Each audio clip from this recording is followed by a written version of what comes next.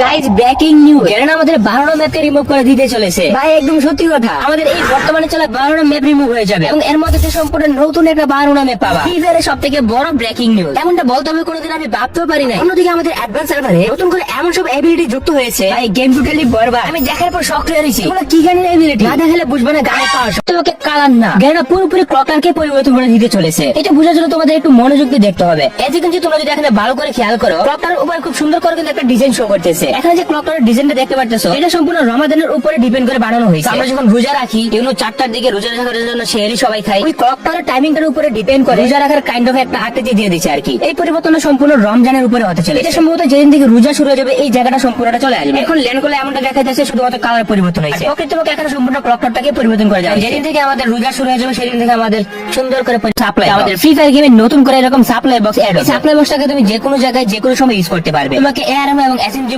1000 দিয়ে দেবে। এখন যদি তুমি এই সাপ্লাই বক্সের সামনে যাও, এসএমজি 800 দেওয়া হয় এবং এআরএম দেওয়া হয় 1000 এবং সুপার মিডি একসাথে 10টা দেওয়া হয়, স্নাইপার 150টা এবং একই সাথে এসজিএম দেওয়া হয় 50টা। এটার মাধ্যমে ইজিলি লুট কমপ্লিট হয়ে যাবে। ম্যাপের বিভিন্ন জায়গাতে এরকম সাপ্লাই বক্স পাওয়া যায়।